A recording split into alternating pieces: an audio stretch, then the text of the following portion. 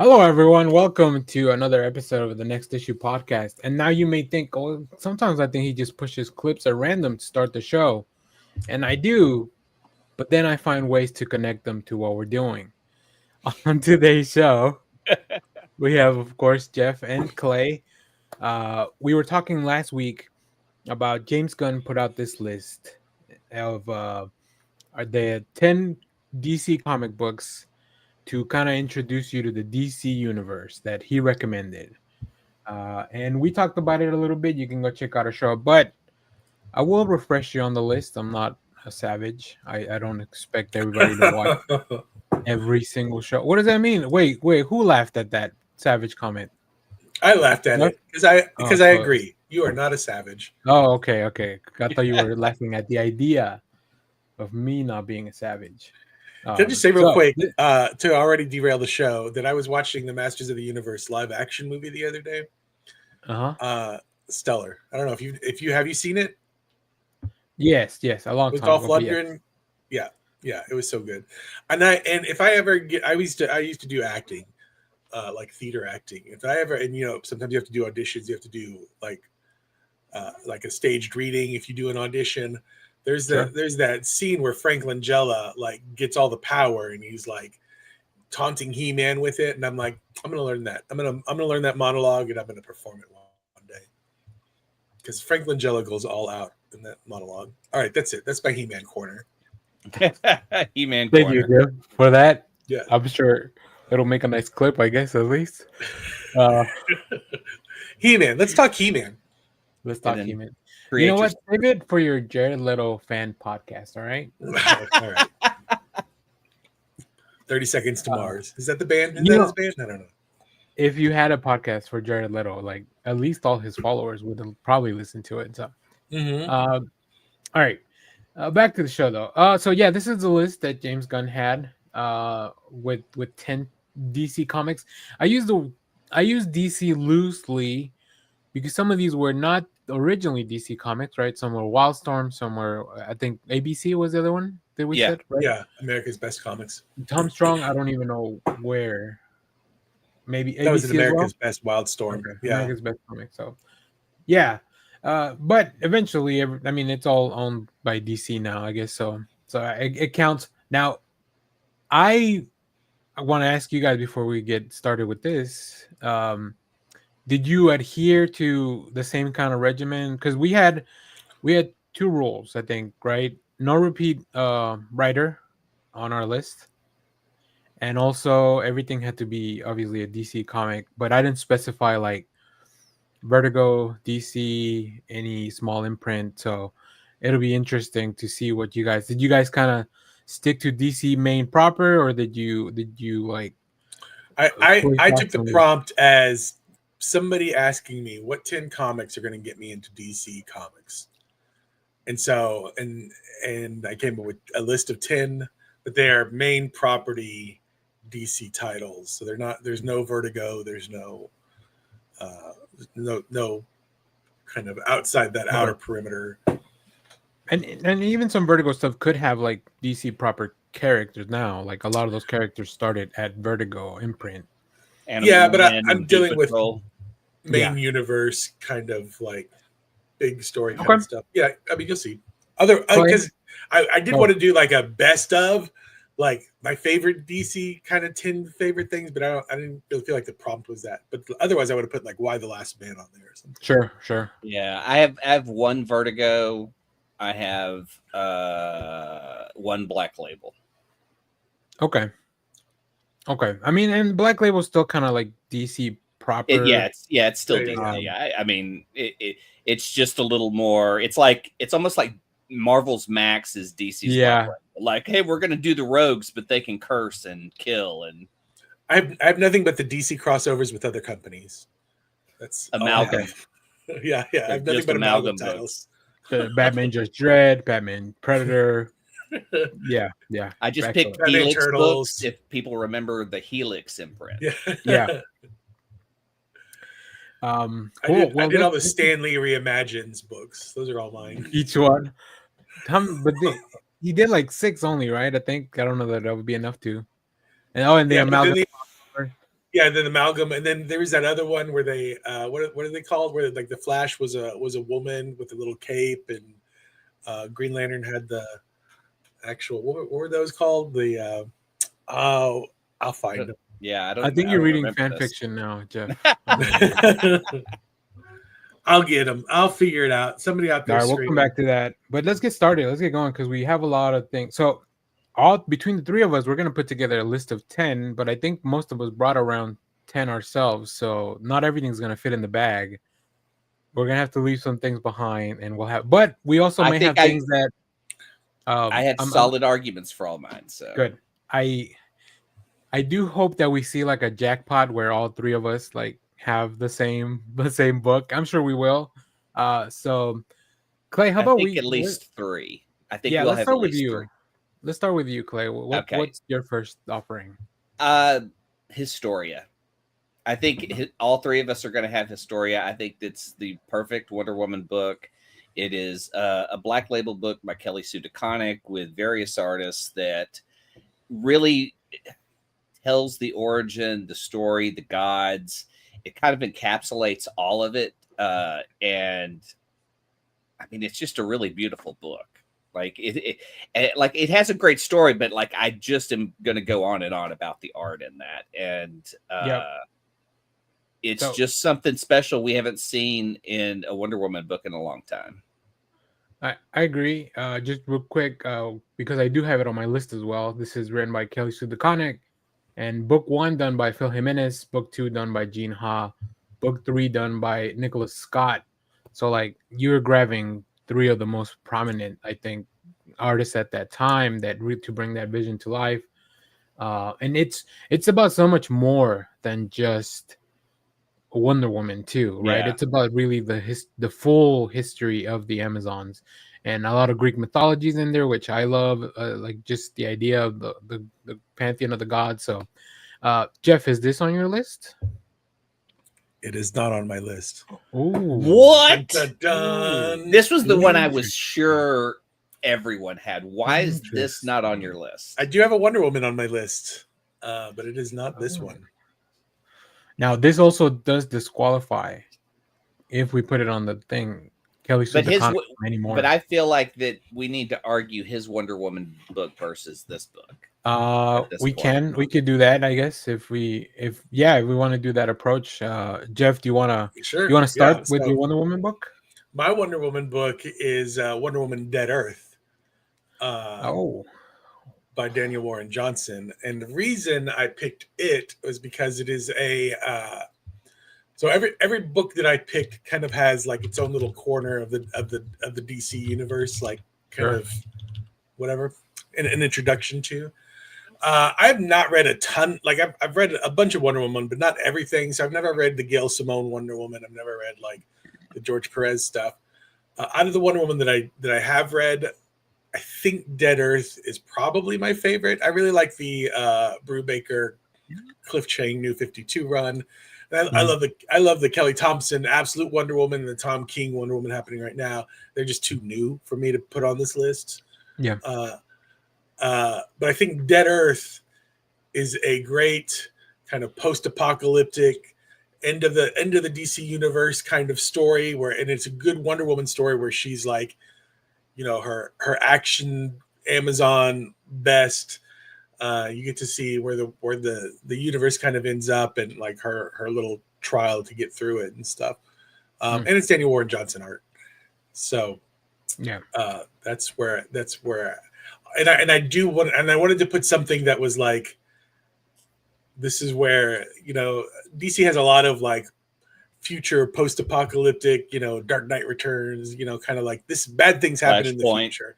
Yeah. So this is kind of my favorite one, I think, of that kind of genre as well. So that's how this ended up on my list. But does it bring you into the DC universe? Because it seems like this is one that brings you to the end of the DC universe. I do. Now, the other thing about my list is I would not introduce, this is not like, here, start with this one. I would start them, if I handed somebody 10 books, this would kind of be in the middle of the stack as you go through. So, but I do think, because she's got like all the stuff that, you don't get that interaction with her in like the Justice League or you know how she fits into the DC universe at that point. But you can see that she's been through it because she's got the Batman stuff, the Batman utility belt and whatnot. So there's homages to the DC universe at whole within the book. It's just, you know, it takes place at the very end after everybody's dead, you know? Yeah. So we don't even get to see the Trinity. This is like, she's the last one standing. Yeah. But I've got other books to cover that. I have an idea. Here's what we can do, because I don't want to spend the time of like fighting out to figure out which book yet. I want to try to get to as many books as we can. So what we're gonna do, we're gonna start putting things on the list as we kind of go, and then we'll have to decide what to kick out as we try to introduce more books. So then we really won't be arguing until like we've gone through each of at least 4 of our books, because that's when we run out of room in the top 10, right? We can kind of group the groups. So like we have like 2 Wonder Woman books now that we can we'll make arguments with like, you know, how to and they'll be short arguments as well. So but yeah, we'll do that. So right now we have Wonder Woman Historia, Wonder Woman Dead Earth, which I do love. Wonder Woman Dead Earth. It's a great book by Daniel Warren Johnson. Big, like really cool standalone story. You really only need to know who Wonder Woman is to truly get the book. Even then the book's really good about kind of throwing that in as you kind of go. You get to learn both about her past and the ongoing stuff that's going on. So let me see, do I have a Wonder Woman book other than Historia? I don't.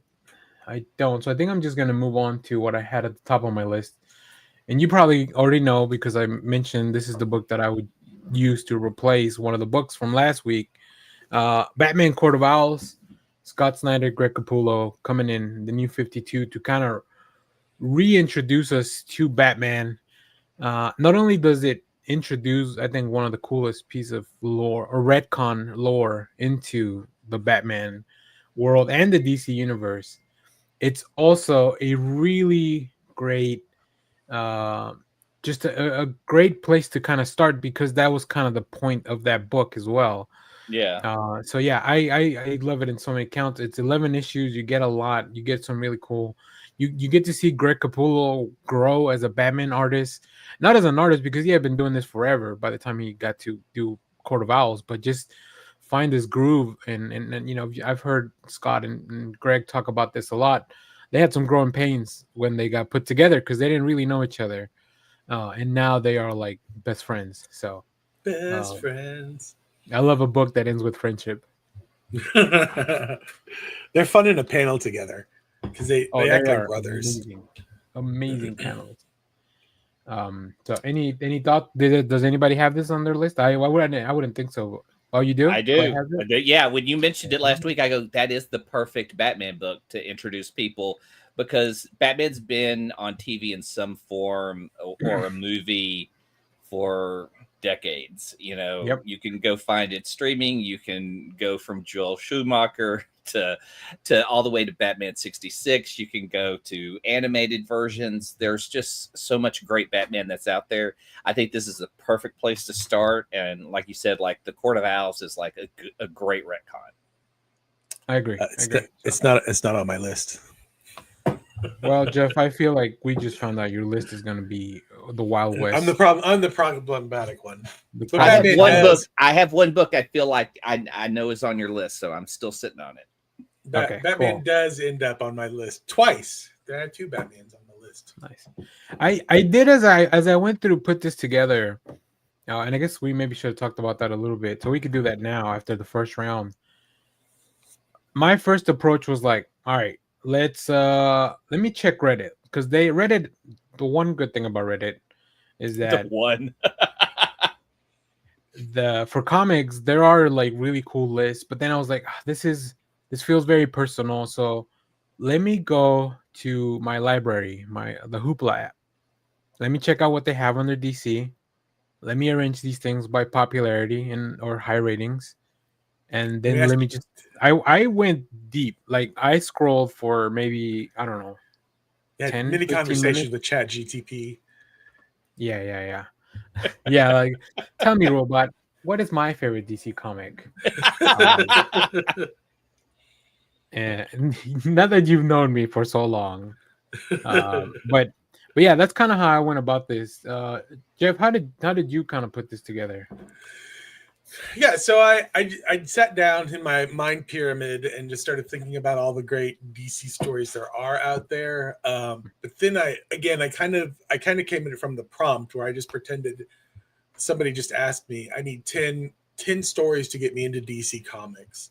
And so I came at it like almost like a professor would, like building a curriculum where I'm like, well, you need to learn about all the heroes first, and then how they all kind of interact with one another, on top of like how they were built historically within the company of DC. So you've got your Golden Age heroes, your Silver Age that kind of stretch on through, and then like the heroes going forward. There's like heroes in space, there's ones on Earth, kind of stuff. So I tried to make sure that I covered all the basics. So after you've read these 10, you can pretty much go out and read anything else and kind of understand where you are within the DC universe. And I looked at lists online and just to make sure I wasn't forgetting anything. Like I scoured through my books and whatnot, and looked at my CZL, asked my own questions, like which are my favorite books.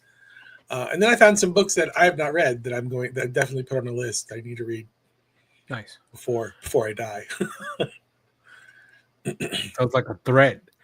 Yeah, to myself. You got plans we don't know about? No, I'm just telling you, you get to a certain age where you're like, I got to read that, and I don't know when I'm going to get hit by a bus, so I need to like get on. To be fair, you can get hit by a bus at any age. That's not. But you start thinking about it more after you hit 45, because you're not as fast as you used to be. Or after you leave a Final Destination film, whatever age you may be. Clay, what about you? How did you put this list together?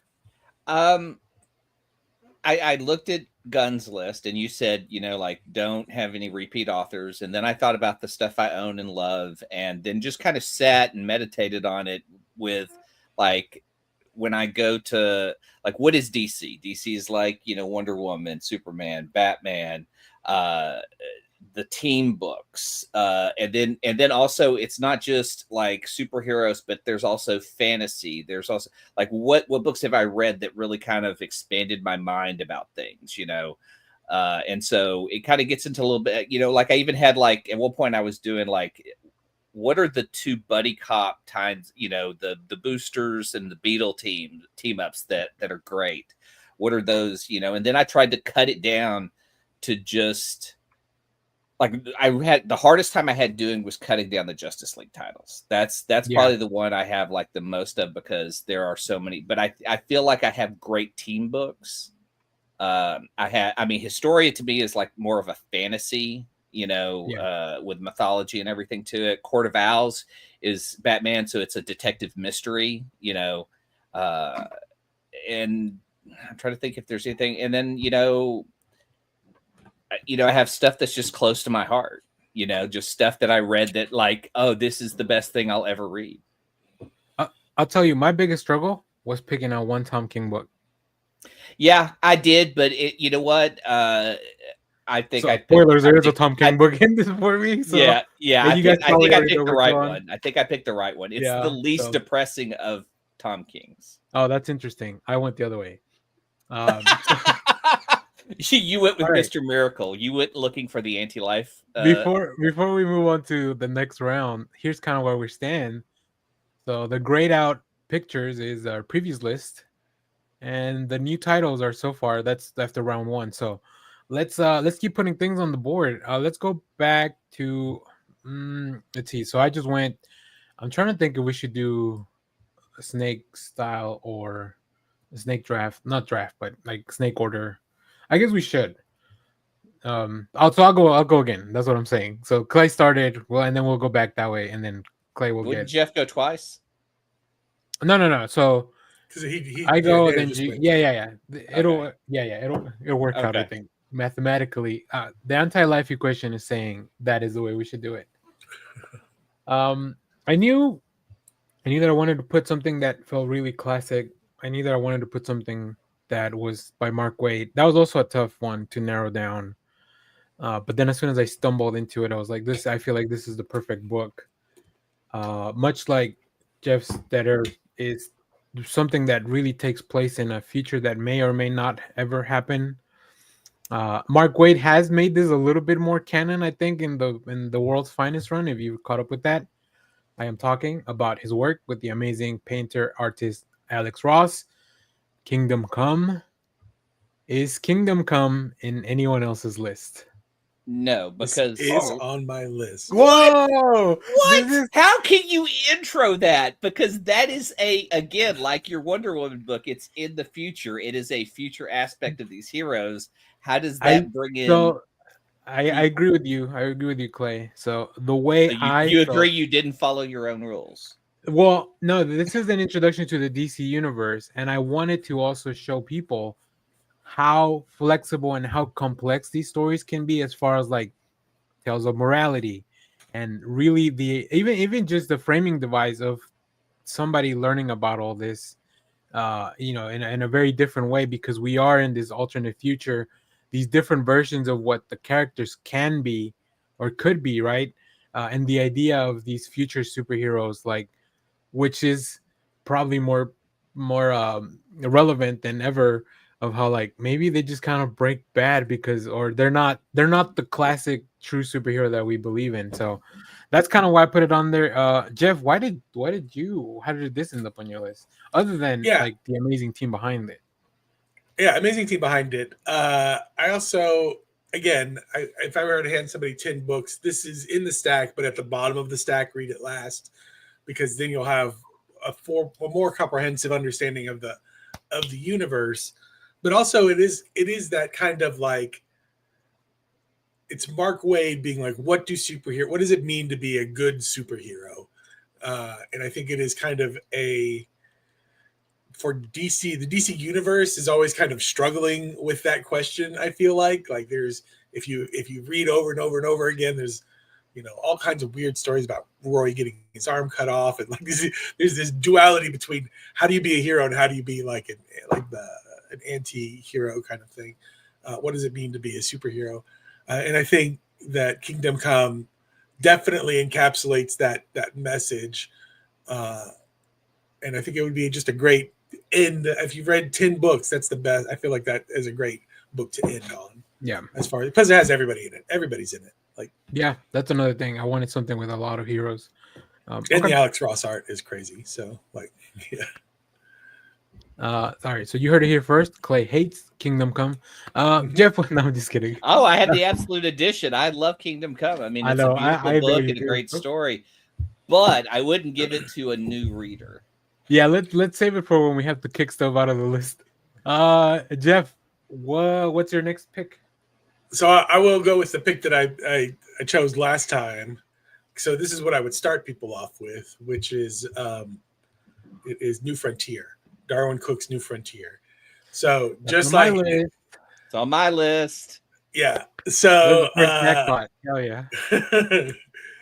And I think it makes a good parallel piece to Kingdom Come, because again, it has just about everybody in it, but it introduces everybody, because it's kind of an origin to the universe. So nobody knows anybody. Everybody's learning about each other for the first time. Flash and Martian Manhunter and Batman and Superman and everything.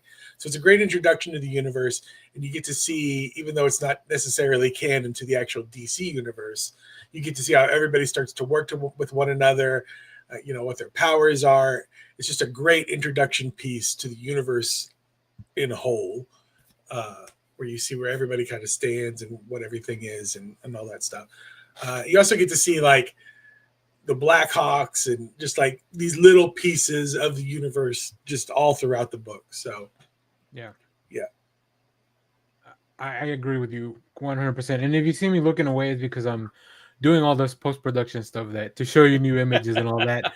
But yeah, of course, I mean, written and drawn by Darwin Cook, with colors by Dave Stewart. Like, it is just kind of like a celebration of the DC universe looking back at this golden era of superheroes. Everybody kind of gets like new origins. Like, there are about it's almost 500 pages. Like this could be a novel, and in fact, I feel like this is to me like A graphic novel. one of the greatest DC novels. So I love this book. Clay, how did it end up on your list? Oh yeah, like it's actually the first one I put down. So Oh really? yeah. Like I started my list and it's at the top. Very cool. All right, well, Clay, what's next on your list? Just to put out something else that's more than just superheroes, the Saga of the Swamp Thing by Alan Moore. Whew, Oh boy, let's I see thought about here. it. You thought I thought about about it. Who thought about it and then just marked it off for something ridiculous? Maybe. We'll see. Who marked it off and said ambush bug?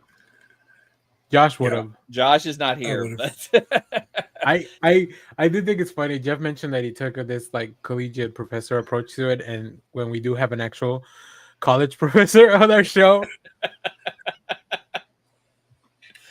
I think Swamp Thing is something that is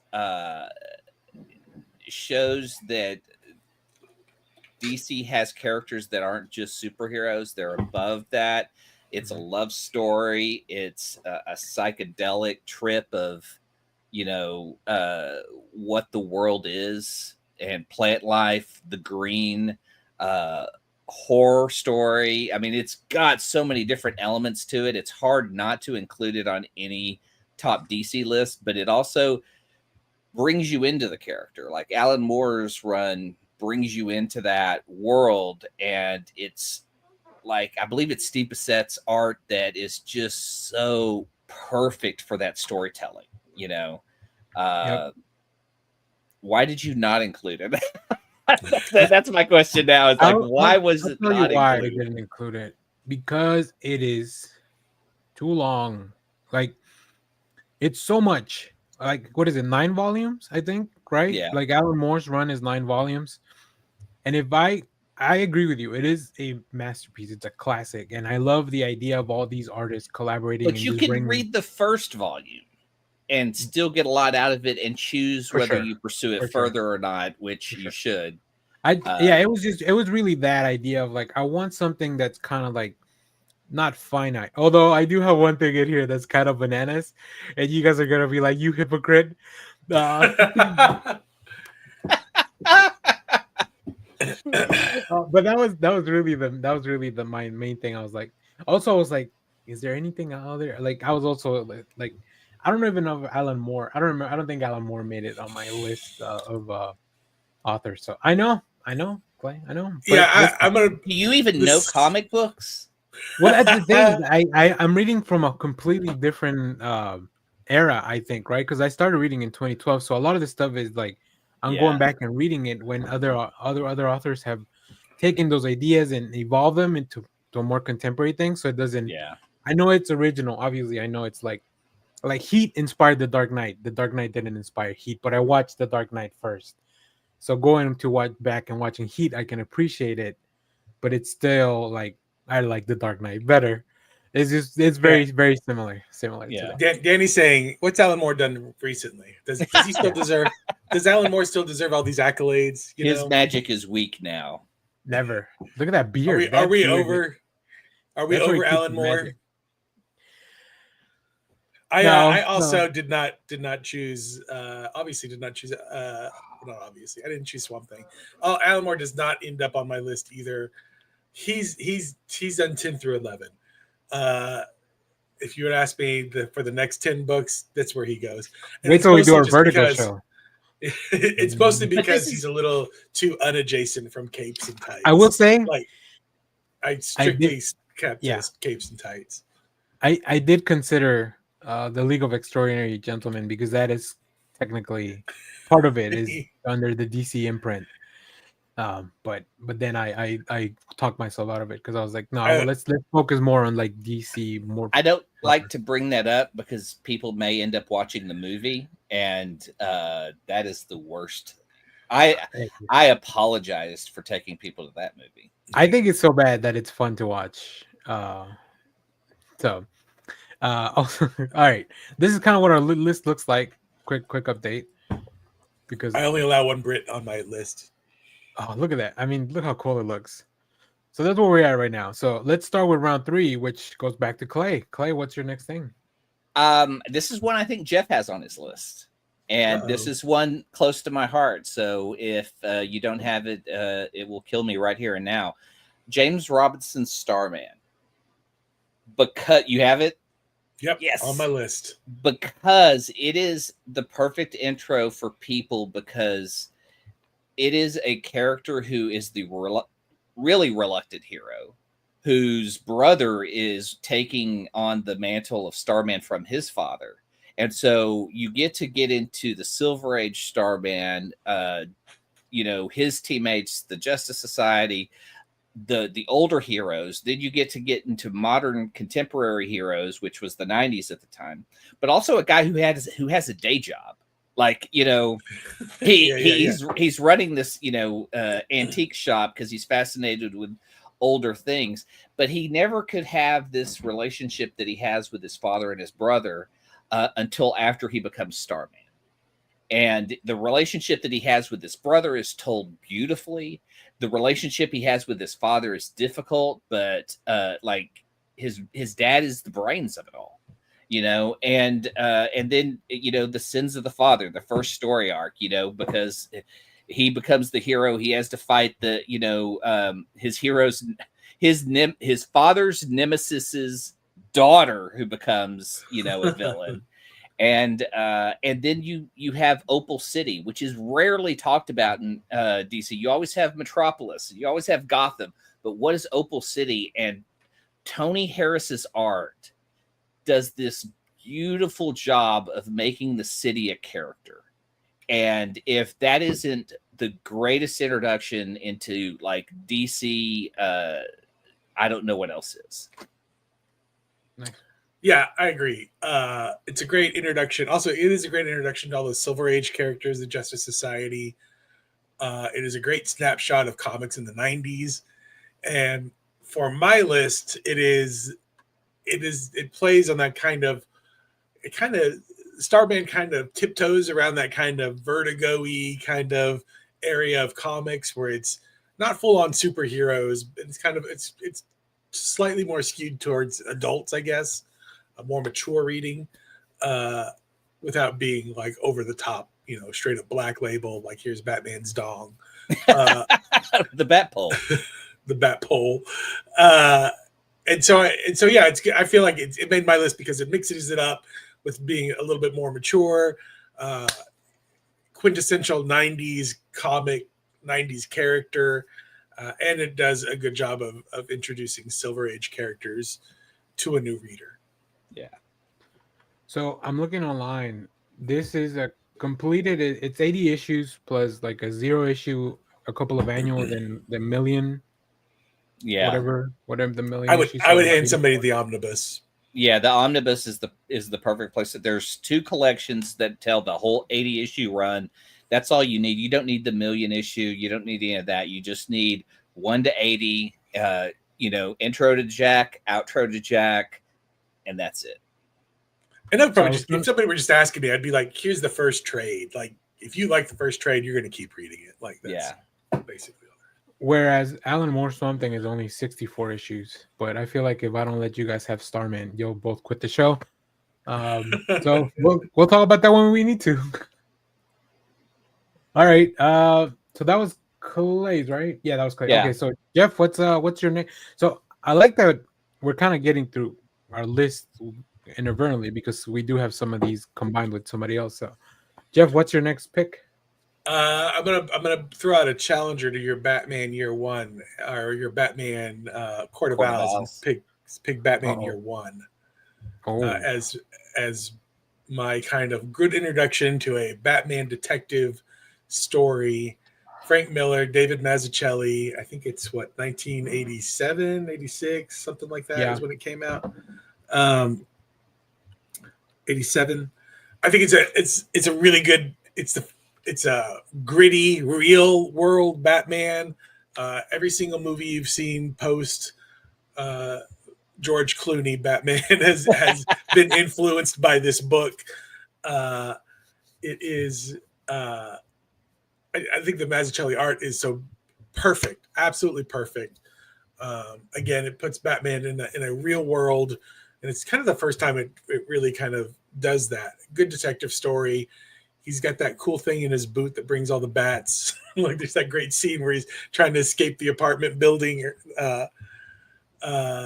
Yeah, I just love this story. And as far as like if you only get one book per author, this is the Frank Miller book that I want in my list. I agree.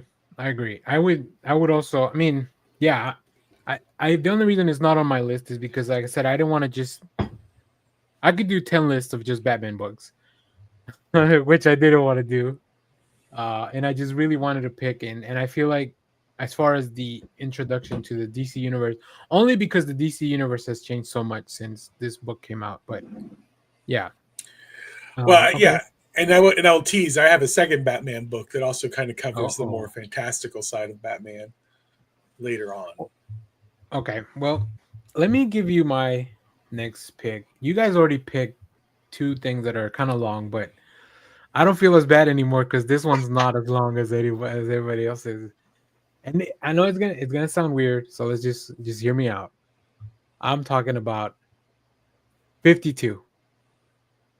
52 was at the height of its power when I started reading comics, written by Jeff Jones, Grant Morrison, Greg Rucka, Mark Waid, Keith Giffen on art. There's so many artists I couldn't even get all of them. 52 were weekly comics that came out every week. And if you really want to get to know the DC universe, this book takes you to every freaking corner. Now, Clay, I know I see your face. You may be thinking about Countdown. Countdown is bad. 52. 52. But how many of those 52 changes from when that title came out, how many of those survived? I don't know if that matters. Like you're just wanting a good DC. Yeah, story. I'd have to go back and check, but I mean that was pretty close to the new 52. So, and a lot of that stuff's been kind of put back in place. So, but I love the idea of following these lesser characters, like the smaller, like we really get to go to every nook and cranny of the DC universe with this book. And then you get so many cool collaborators. Now, granted, the idea of weekly comics is probably a bad one as far as publishing goes. Like it just feels like a bad comic practice, but they did it a bunch of times.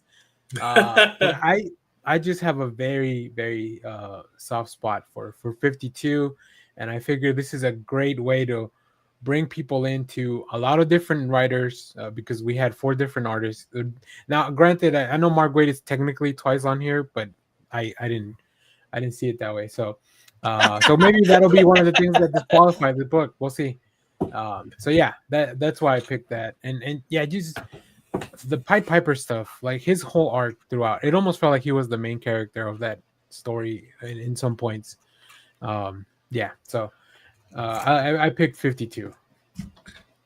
I mean, you can't go wrong with a good Pied Piper story. Yeah. I've not read 52. It is something that's kind of been in the back of my head. I'm like, I should probably read that someday. I think it's like you never was. I've never. You just never got into it when it was going on back then. Yeah, I was just. I think I was. So 52 came out right after Final Crisis. Is that right? Final Crisis happened. Yeah, so because Batman, Superman, and Wonder Woman are sidelined. They gone away, and so 52 is kind of like.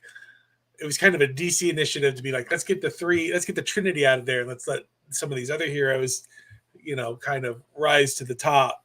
And 52 was kind of this, let's introduce everything. And I was just like, after Final Crisis, I was like, I'm so confused by the DC universe.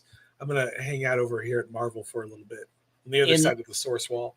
When they did 52, there is a Black Lightning, Blue Devil team up book that is so fucking ridiculous and sad. And they put Blue Devil into some sort of weird bondage costume. Made his I'm listening. His origin so fucking dumb and weird. I I was mad that I owned it. I'll say, yeah, there was definitely a lot of ideas thrown out, and they really, I guess, And publishing a lot of garbage ones kept in. Publishing a comic book weekly, it gave you so much more freedom to just really try everything. So, all right, let's check out what the board looks like because we are running out of room.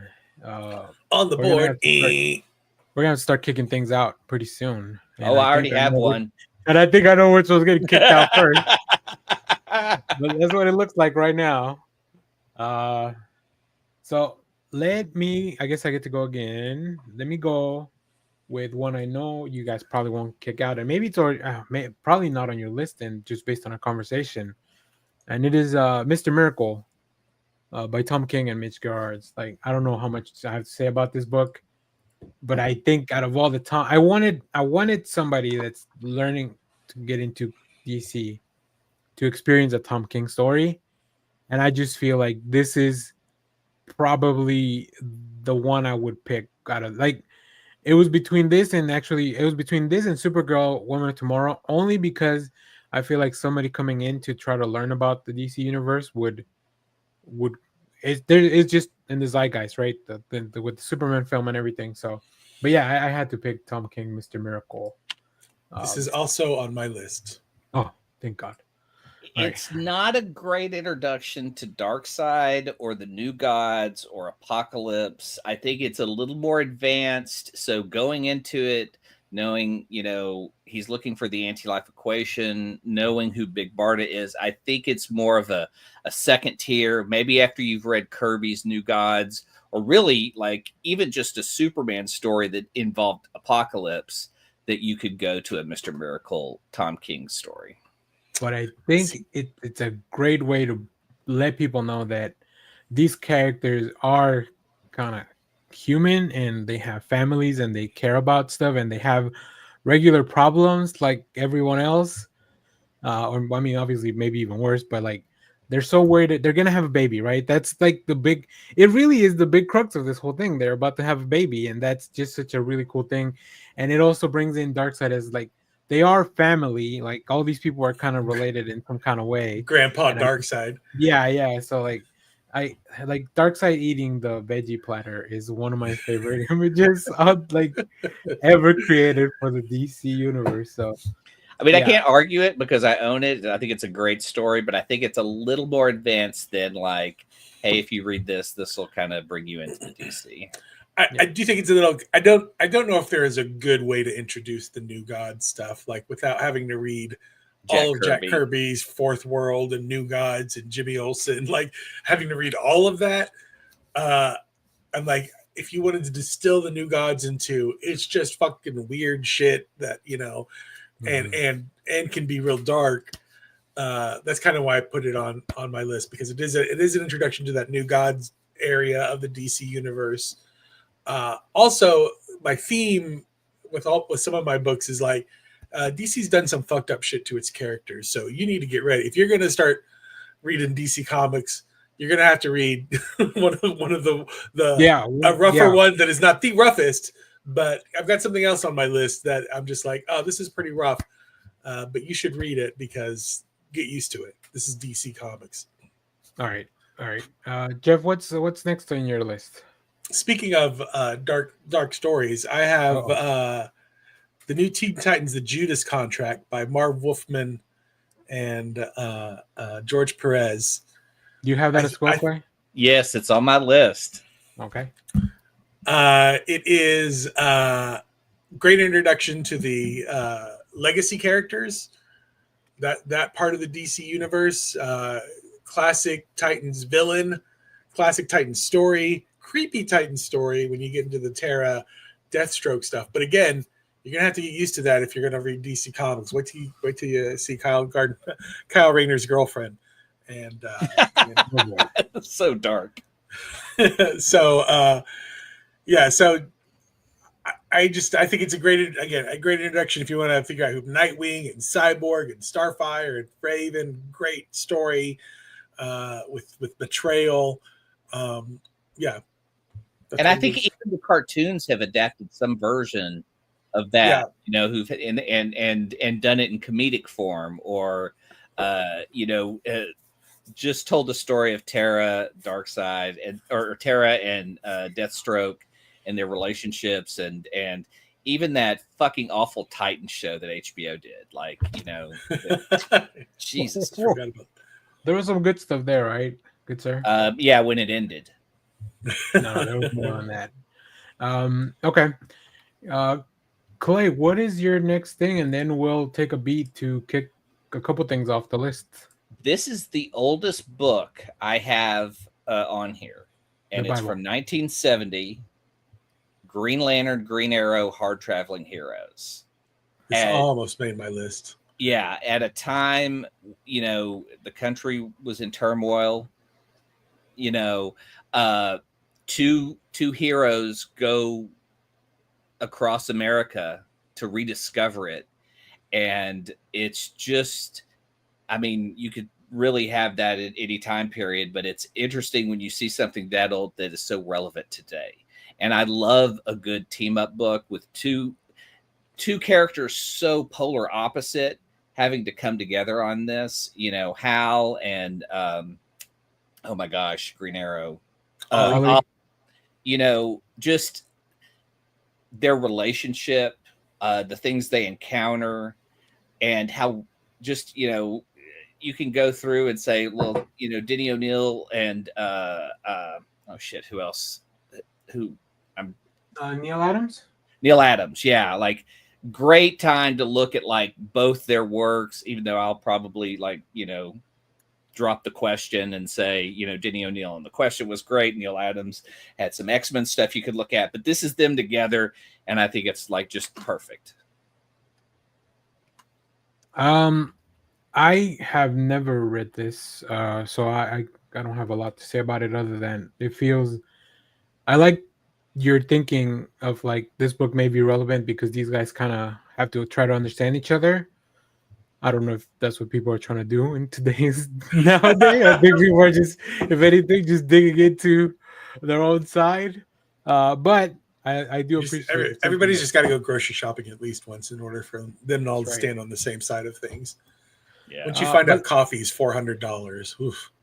All right, so let's pull back the list. We're gonna kick through things off, and I'm ready to kick one of my things off. It's fine, but I wanted to put it out there.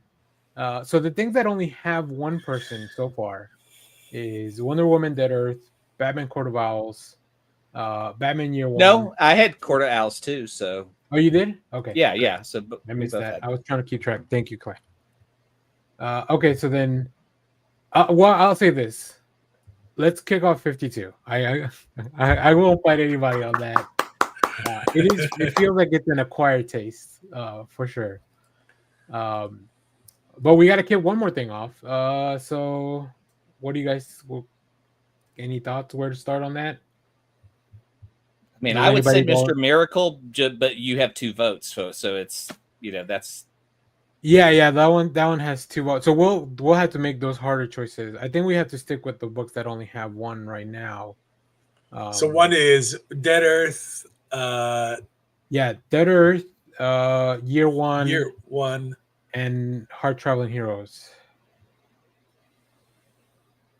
I guess in Teen Titans. Oh no, Teen Titans is on both of y'all's lists. Never mind. Yeah, I would just have to say Swamp Thing twice over. Did you have Swamp Thing, Danny? Oh yeah, you're right. No, Swamp Thing's only one. I would say from this list, I would probably just like from the choices there, I would probably kick off Hard Traveling Heroes first, compared to all the other things that only have, or Wonder Woman, Dead Earth, one of those two. I would pick Dead Earth because I feel like it's not an intro; it's more of an outro. It's the end of the end of times in the DCU. While you get to see the Warrior, I think there are other things that are more important in the Wonder Woman history. Historia, the Trinity, her first team up with, you know, Batman, Superman, just her relationship with Arthur and what it's like to be royalty among, you know, and a hero, you know, what that means. There's a lot of different aspects to Wonder Woman I think could be told in other stories. I will concede Wonder Woman Dead Earth, but because Historia is on there. But yeah, and don't worry, more things will get kicked off by from our Oh stuff. yeah, So you I will, don't think you will, I don't you will think never Hard have a Traveling Wonder Heroes Woman is fan making with it this past list. the next round. I all knew right, cool. I took a gamble with Hard Traveling Heroes because not many people have read it. Yeah, I mean, but when you get to 10 too, like it's harder to pick things that feel like everyone is kind of on board with. Like I feel like there's a the peak where like most of us can agree on a lot of these things, but then things do get harder. So there you go, magic. All right, let's keep going. I think it's Clay's turn if I'm not mistaken again, right? Okay, this is my Tom King pick. Okay, And I think it's the perfect introduction to Supergirl. Here's me hoping that it's not on Jeff's list too. Supergirl World of Tomorrow. I think, okay. Yeah, I mean, there's a lot of great Supergirl stories. Probably my favorite run is Peter David's, but this is like, again, bringing you into the DCU. Like, Supergirl spends most of her time on Earth, but story doesn't take place on Earth. So, and it gives you like bigger battles, more epic stuff, like a fantasy sci-fi element to it. So it's, again, it's capes and tights, but it's bigger. So that's why I picked it. I already felt Tom King on my roster, so it is not. You don't have any Tom King? Well, he did. No, Tom King Mr. is Mr. Miracle. Oh, that's right. And I figured Mr. Miracle might be on y'all's, and I just felt like that was just too deep. Like that's more of a second tier. I mean, I almost went Human Target with my Tom King. Wow. I looked at that. No, I'm just kidding. I didn't. I almost went Omega Man. Yeah, his incompleted run that he did finish it. Yeah, I know, but they let him finish it after they had canceled it. So by the time I read it was completed. So if you can elevate your career, they'll let you go back and fix shit that they ended quick. What was that one that he did with like all the little kids? Danger Street. Danger Street. Yeah, I was going to pick Danger Street. The Danger Street Gang. All right. Cool. Jeff's next. Jeff, what else? We're gonna kick three books off this round. Also, I don't know how many books are left on everybody's list. We'll look at that at the end of the round too, because a few of us only have 3 left. Okay. I have 1, 2. I guess we'll look at it now as well. Yes. So mine, All-Star Superman. All-Star Superman. Grant Morrison, Frank Quietly. Is that in your list as well, Clay? Yes. Okay. It's the perfect Superman book. There are a lot of good Supermans to choose from. There's a ton of Supermans to choose from. It's hard to rank them all. But I think this one covers. It does one page for Superman origin, so you don't really get that. But I don't think that's the point of this book. The point of this book is like a love letter to the Silver Age auto binder Kurt Swan stuff, and there's just a bunch of classic, crazy Superman stories that distills Superman into what Superman is. Like there's the great scene where he stops the girl from jumping off the roof or whatever. There's the ridiculousness where he fights Atlas and I forget who else, Samson for Lois's hand. Like it's all these crazy Silver Age stories. Lex Luthor's a bad guy. Like it distills what Superman is into, what is it, 12 issues, 15 issues, however long it is. Yeah. And how Luthor treats Clark versus Superman when Clark goes in to interview him. Like just all the little touches, his key only he can pick up, all the cool things that are Superman history that you just need to know, like in a panel. And Frank Quietly bringing everything to life there. And Frank Quietly, beautiful. So great. And it's Morrison weird, but not Morrison weird. It's not Doom Patrol, right? Which again, I would put on a list, but it would be a tier, like a second tier, like, oh, do you like Strange Heroes? Did you like the X-Men, or did you like this? Go to Doom Patrol, but maybe start at the Kupperberg stuff and work your way up to Morrison. Morrison's Doom Patrol is one of those things that I'm like, I've never read this, but it's going on my list of things I need to read before I get hit by a bus. Yeah. All right. So my next one, and Our I'll say bust this list. going forward, and then we'll kick some things off. Going forward, I don't expect a lot of these things to stick because I feel like they are more like very me specific, but it's also like it's really cool things that I feel like I guess as I go through them, I'll tell you why. Uh Gotham Central is my other Damn it, book. that's a great pick. Ed Brubaker, Greg Rucka, Michael Lark doing like some of the best work on his life. Like Yeah. and the reason I picked it is because I wanted a grounded story that is about the people in the DC universe. You get to see you see Batman like, I don't know, maybe once per volume at most.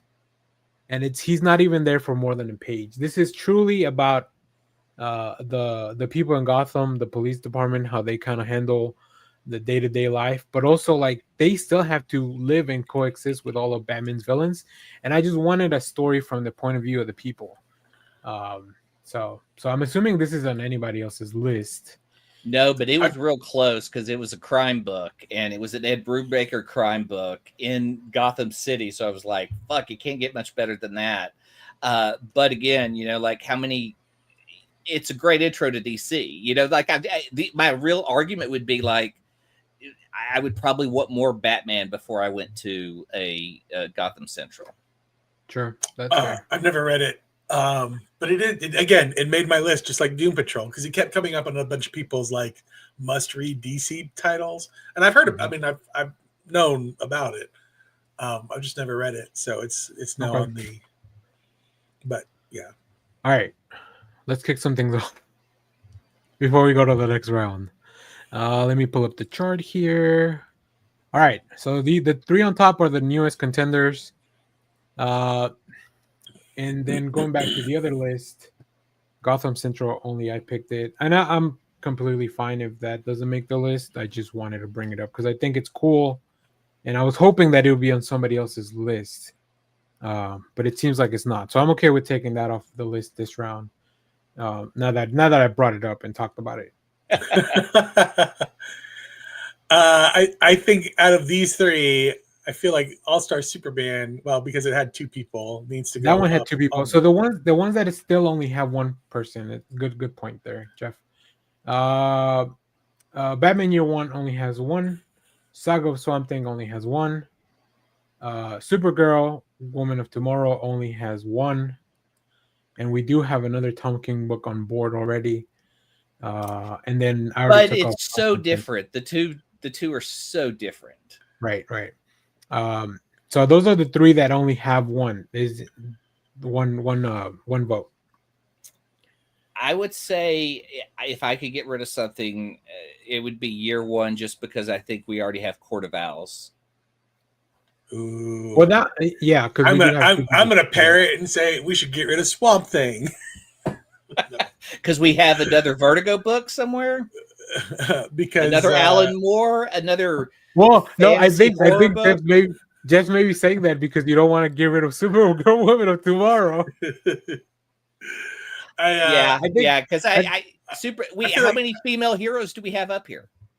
Wonder Woman's there. The Teen Titans have one. I mean, Wonder Woman's in a bunch of them. I don't know that it's. I would replace Green Lantern, Green Arrow with All-Star Superman, and just make that the one. That one only has one vote as well. Right. Yeah, I accept that. I mean, I'm glad that people are aware of it and talk about it. And I feel like the Lanterns TV show may be somewhat based off of that run. So I think so too. Yeah, it would just be weird to have like a lantern and an arrow in that. So yeah, I'm okay with it going. I think what we'll have to do as well is we could break this down by decade. All right, so that one goes. Oh, by decade! Wow, that would be great. Yeah, because then we can have a lot more of this stuff. And we said what? Batman Year One. This is bananas for now, but all right, here's where we are after 3 rounds or 4 rounds, I think. However many. Somebody's keeping track. I'm not. All right, Gotham Central already did it. So I have. I have a bit 3 books left. Oh yeah, because you go double. Yeah, because I doubled up with a lot of people, but not everyone. There's only 2 books on there that I didn't pick. so far. Okay, cool. So let me go to my next book since I think it's on me. And I think this one also won't. I don't know that it'll stick around, but we'll see. Maybe it's a long shot. I feel like this out of the 3 that I have left, this is the strongest one. So I'm actually gonna save it till the last round. I wanted a book that gave us a focus on the villains, so I put in Gail Simone's Secret Six. That's a great pick because it's so different to like it almost feels like a slice of life book about these villains, but it all does build to like this arc. There's like a big reveal at the end that if you haven't read it, I don't even want to tell you what it is because it's like Gail Simone was playing with us all along. We have multiple artists: Brad Walker, Nicholas Scott, Jim Calafiore. So that's the main reason. I wanted a book that didn't feel like completely superhero, but I also didn't want to leave the like characters. Like there's so many little characters in this book that I'm like, oh, it's like this is how you learn about the next level of people. But I don't think it'll stick around. But I wanted to bring it up. I even skied it at DC and Gale. Like the next compact comic should be Gail Simone's run because it's only 14 issues. Yeah. It's less pages than DC's New Frontier, so they can do it. So I love but I'm assuming that's not on anyone else's list. No, but it's something I've never read, but it's something that I hear about all the time. People talk about it very fondly, and it's on my back of my radar. It's one that I'm kind of afraid of that it's been so talked up that when I read it, I'm like, this is what people have been talking about, like a little bit like. It's kind of a rotating roster too, so it's really insane. And it was going on around that countdown time where they were trying all these things. Yeah, it's an interesting book to visit, and it's for sure. Deep cut villains that you don't need to know because she brings you up to speed like that. So it's like, and I get this, who this is, and let's just keep going forward. Yep. All right. Let's go to Jeff next. Who have I not said?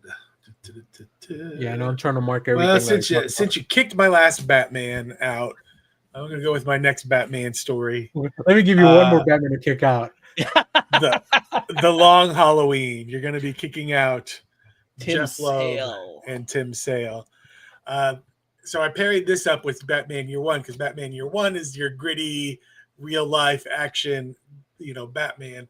This one's a bit more fantastical. Still a great detective story, but you get the entire Rogues Gallery. You get amazing Tim Sale art if that's your bag. Some people don't love Tim Sale, but it is, I think, the quintessential introduction into the Batman universe, the comic book version of it, where you have all these colorful villains. There's Arkham Asylum. There's a big mystery, and he's just juggling between all of his, arch nemesis, his Rogues Gallery. And there's so much of Nolan's movies that comes from that specific run too. Yeah.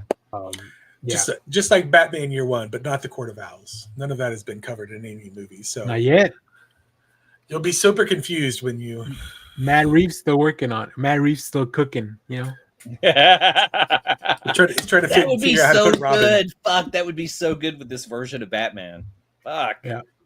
I do love Tim Sale, and I'm gonna feel really bad pushing him off our list. Yeah, I am too, because I mean his art is incredibly beautiful. Like his Catwoman story, When in Rome, is just fantastic. His Selena Kyle, like I fell in love with that character. Yeah. I was like, oh. Yeah. Just like last week. I have a type. Yeah. Yeah, when Adrian used to do the show and we would start to talk about that book, he would get a little too excited about Catwoman in that run.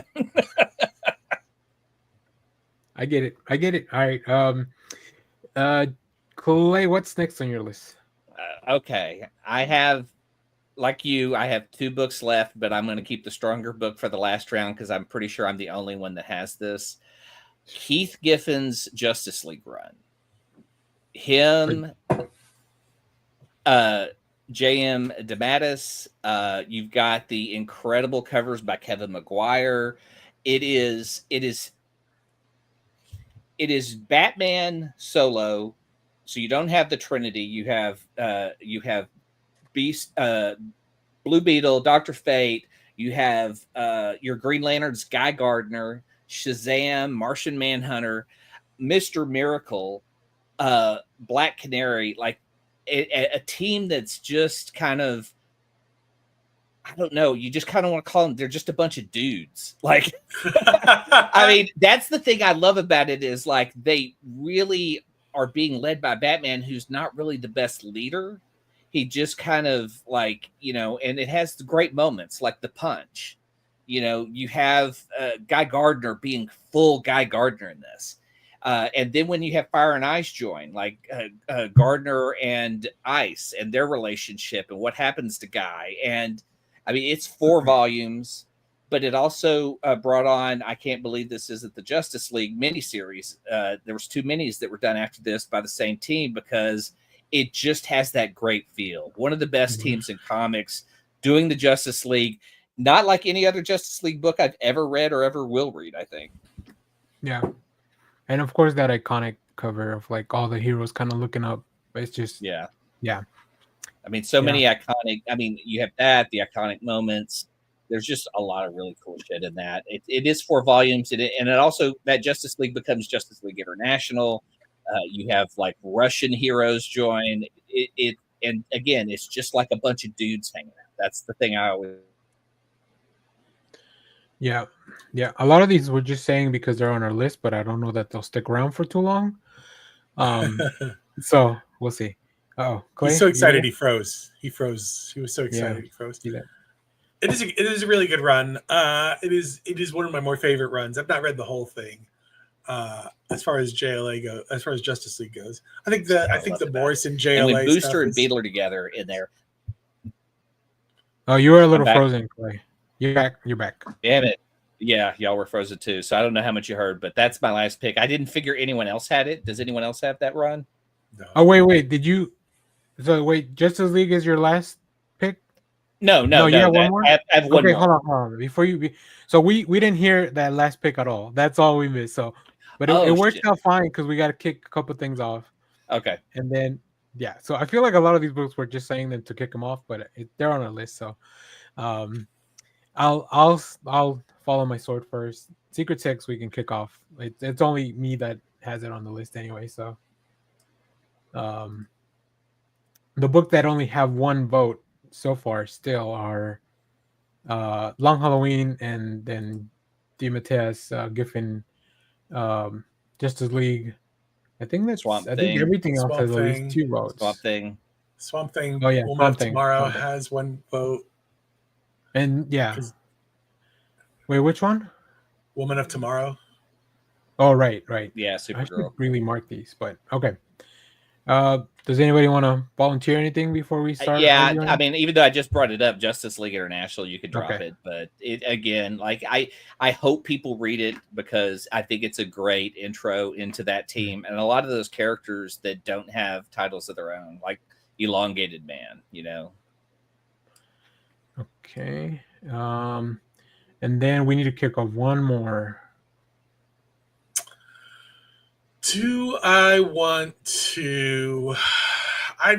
think Long Halloween deserves to be on the list more than something like, I don't know, the Judas contract, even though the Judas contract. Well, that one has 2. Yeah, 2 votes. Yeah. Oh, it has 2 votes. Yeah, I picked it and you picked it. But I mean, next round, we're going to have to kick things off with 2 votes anyway. So, I just don't understand. Like, for me, I'm just you got to put Long Halloween on there somehow. If we were making this list next year, I would have put Women of Tomorrow on the list as well. So we can start there, and then, like I said, we're about to kick 3 more things off, anyways. Probably wait, because I have 1 book left. Clay has 1 book left, and Jeff, do you have any books left? I have 1 book left. Yeah. So we all have 1 more book left. So. Which may my book is I've saved my worst for last, so like this one. Next round we got to kick off 4 books. The 3 because we're gonna introduce 3, and then we'll still have an extra one. Because we're only gonna end up with 10. And I don't think we have enough cross section, so we'll see. Maybe it's funny that we don't have a book that all 3 of us picked, except these. We still got 1 more round. Except DC New Frontier. That's the only one that we all picked. That so that is one's the only one. All right. So Secret Six is out. So we'll take out Justice League, and we'll take out, I guess, Supergirl for now. And then I don't think Long Halloween's sticking around too long, but we'll leave it on there just for Jeff for now. All right, let me make these adjustments, and then here, Clay, why don't you go ahead and tell us your last book, and we'll keep going there. My last book is a Mark Waid book. I think one of the best runs of Justice League ever, and it's a great intro with a great team. Tower of Babel, when Batman's information on how to take down the Justice League is stolen, and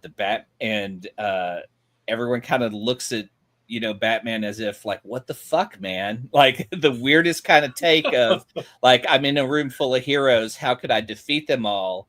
But he's trying to, as Batman is, he's supposed to be the man with the plan, always prepared. So he should know this.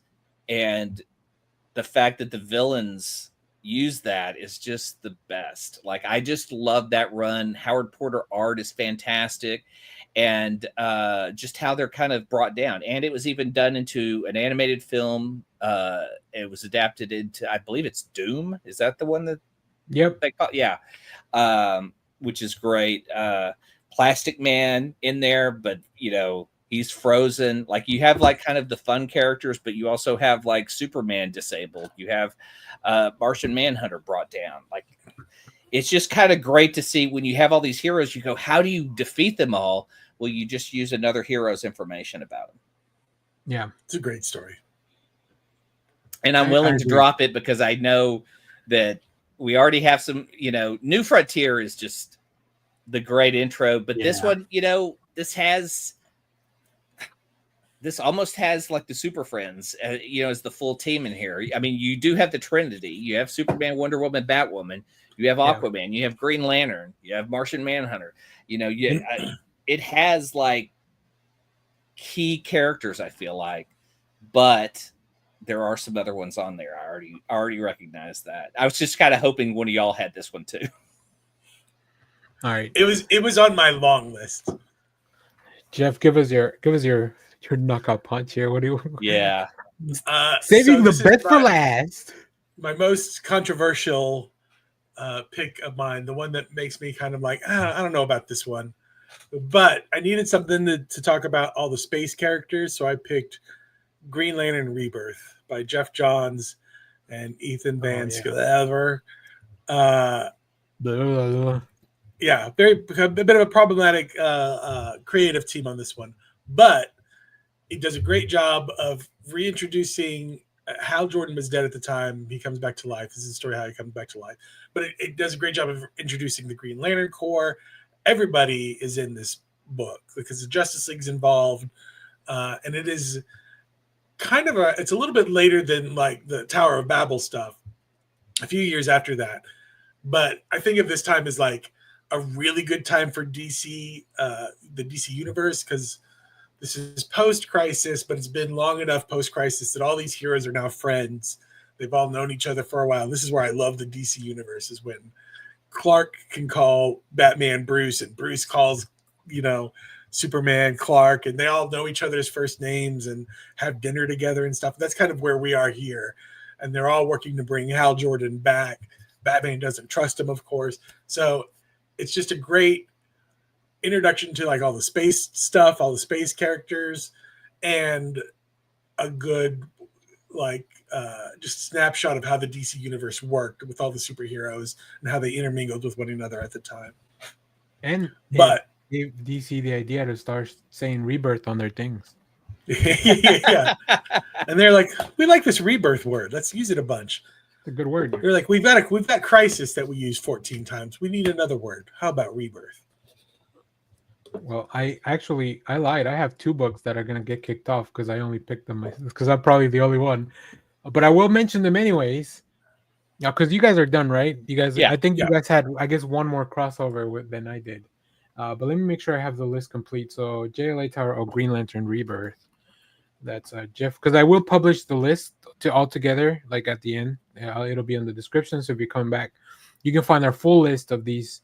We each picked 10, but some of them overlap. But this is a Jeff book. All right. First, before I go to what I feel is my strongest pick that probably still won't stick around.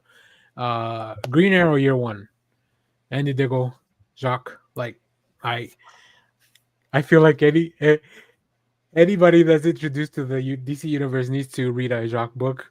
And this was like the coolest one I could think of. That wasn't a Batman one. Well, then I will counter with the Losers because that's the exact same team, but a different type of story. Because I mean, Jock Art is perfect. That might end up on our Vertigo whenever we do our Vertigo list. But see, I'm trying to do DC, so I'm doing every imprint, everything. So that's why we really need to keep Swamp Thing on there because we have no Vertigo, we have no other Alan Moore, we just have capes and tights. And Green Arrow Year One really inspired a lot of what made the Arrow show Arrowverse. Very cool. Yeah. And then what I feel is the strongest contender that I still feel won't stick around, The Other History of the DC Universe.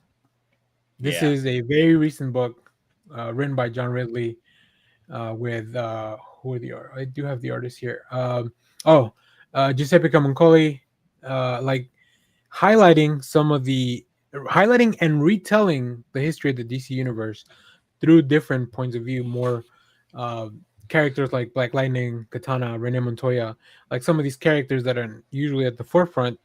One of those reasons being is that they are characters of color and they're women, so like they don't always get the. But once I read this book and how it reframed the history of not just the DC universe, there's a lot of U.S. history that kind of gets retold through that lens. It's just a great book. Even if do yourself a favor and read it, even if it doesn't end up on our final list. But that's so. I think we are done here. So let me bring back.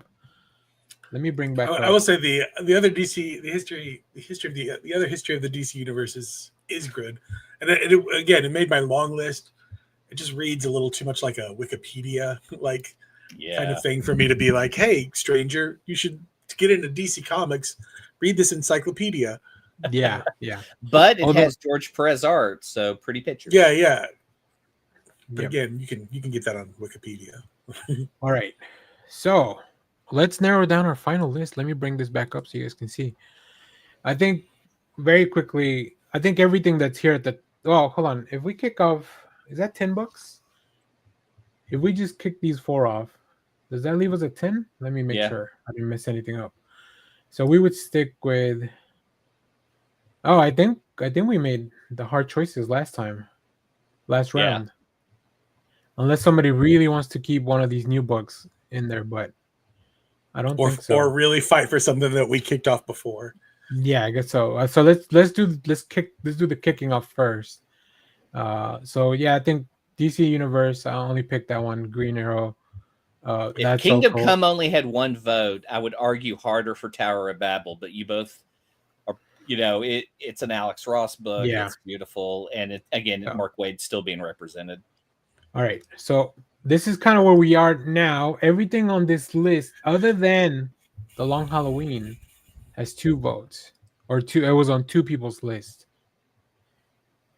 And I guess if I have to, and Swamp Thing. So nothing that got kicked off has more than two people pick it, which is interesting. I do like that there's some synergy on our show. If Josh had been here, we definitely would have needed to make more. That would be really difficult for us. We would need to at least go up to 15. Yeah, to make sure. Okay. Does anybody want to fight for because you'd have to fight against something or Long Halloween, but then you would guys probably start fighting each other because those are y'all's books. Yeah, I don't have a quarrel in this. I'm good with this list. If anything, I might fight against the Judas contract a little bit, but I don't even know what I would bring back in. But that's kind of maybe Gotham Central. I would argue, but yeah, that's kind of where we're at. I think I'm pretty good with this list. I personally like Year One over Court of Owls, but I'm old. I've just never Court of Owls. Like everybody goes nuts about over Court of Owls, and I've read the first trade, and I'm like, I like it, but I've never been like. It was during the time of the 52. So 52 was really bad and all these takes on these characters, but Batman didn't change. And it was just like, well, here's Batman in 52, which pretty much is the same thing. But oh shit, we got this retcon and it's a mystery and it's something Bruce knows nothing of. And it's like an Illuminati of Gotham. I think there's something in the back of my head that keeps me from enjoying Court of Owls because of all the 52 nonsense that was happening at the time. Yeah. And I was like, and part of me, there's still a part of me that's like that 52 nonsense shouldn't have never, like they needed to get their ducks in a row before they did it. And part of the problem was Batman, because the Batman office was like, and Green Lantern, because both of those comics were doing so well going into the switch over that they were like, we're not touching those. So when they were like, when they flip over to the new 52 and they're like, these heroes have only been around for 2 years, except for Green Lantern and Batman, because we don't want to mess up their story arcs. Like, yeah, I walked away because I was just like, what are you guys doing? Like, so going back and trying to read that stuff, I'm just like, I don't know. It feels weird in my mouth, kind of, but when I did read it, I was like the first trade, I was just like, okay, I get it. It's good. But I think that I'm always going to have that mental block against it. All right. So, just a quick recap. I don't have anything else to say on that matter. So I think we're good, and we are running close to time. So, a quick recap though. From my original list, I have 1, 2, 3, 4, 5 books. Jeff, you have from your original list 1, 2, 3, 4, 5 books as well. I think. I think I have 1, 2, 3, 4, 5, 6, 7. 7? Oh yeah, because of Long Halloween. And then Clay, from your original list, you have 1, 2, 3, 4, 5. You guys are bullies. I should get one more book in there. pick better books. I feel like I did. I think Gotham Central and DC and the history of the DC universe were pretty strong picks. Yeah, I think Gotham Central is one because it's not capes and tights, and you're right. Let's take Teen Titans out. Rucka. Let's throw Batman Year One out for Gotham Central. If you guys didn't love Starman as much, I would argue more to take that out, but that's because it's really about one character. But I feel like there'd be a riot on my hand, so I think we'll just leave it at that. Okay. Starman is the Gen X hero, and that's going to be the biggest problem. He came along at a time with cynicism and negativity, and had to pick up the mantle and did something with it. So we need something. Yeah. We need something for the people in the comments to argue about, anyway. Yeah, that's true. So speaking of that, go ahead, Jeff. I was going to say, I know we've got we're up against it, but is there anybody that we're surprised did not? Like writing wise, there's no Kelly Thompson. There's no. Did we get Grant Morrison in there? I don't. All-Star Superman. All-Star Superman. But I would have put Doom Patrol in there. But again, it's a little more advanced reading. There's no Frank Miller. Wade. Or you guys kicked him out. Animal Man. You could read Grant Morrison's Animal Man as an intro. That would be fantastic. I thought about putting Jeff Lemire's Animal Man in here instead of the Morrison one. What? So, no Tom Taylor. Actually, I would go to Jamie Delano. Like after Morrison, Jamie Delano does an amazing job with Steve Pugh and gets more into like the red and the blood and guts of what it means to be a meatbag. All that stuff about the green existed with Alan Moore, but all the other colors really came in when Scott Snyder and Jeff Lemire kind of brought that stuff in. Charles Soule too, he did a run with some, it came around very near, run up against the new 52 stuff right before it rebooted. A lot of that stuff was being worked on. So I think if I really had to argue with something, it would be that. But I think we got a good list. I also need another millennial in here or younger to really back me up on some of these. It does matter a because lot when you comics come are in. forever, so you've got to be Yeah. diverse in everything you read. I mean, what's the oldest book both of y'all picked? Because mine was Hard Traveling Heroes, so I mean, like that also gives you kind of a time frame of what you guys are reading. What is the oldest? I think Kingdom Come might have been the oldest one that I picked. I think that's from the 90s, if I remember correctly. Maybe the Judas contract. Judas Jeff? contract 84. Yeah. So, okay, cool. Well, there you have it. Those are our books. We will do this again probably for Marvel and Independent, and maybe we'll get more granular. Like this seems like a fun thing. Also, Josh, for Marvel, I think this will be much harder for Marvel. Oh, for sure. Yes. Because I was thinking about it during this, and I was like, Yeah. I don't even know where I'd start with Marvel. Yeah, and then Josh wasn't even here, so like we'll have to like an 80, figure that out. 80 comic run. In the future, there we do have a comment. I didn't even see it. I was so focused. Oh, never mind. It's for getting more viewers. Spam. Okay, well, let us know what's on your list. I will put the full list in the comments later on when I go update the timestamps, so you guys can see all the books that didn't make the list. In the future, we will have more shows like this. Also, we need to have a full show about Shin Godzilla. We'll talk about that in the future. And we'll probably talk about it a little bit tomorrow on our comic book show, because I just watched that film and it blew my freaking little mind. Okay. Well, thanks everybody. We're getting out of here. So please go watch all the other stuff. Go tell James Gunn that we have a better list. That isn't comprised of just Alan Moore and Tom King. So okay, we're getting the signal here. Wrap it up. Go watch Superman because it's already on VOD. I already bought it and I haven't checked it out, but I will as soon as I can. So yeah, thanks for watching, everyone. Bye-bye. The most important thing in life will always be Hey, Bebo. Little loves you. Simon Center, get the fuck out.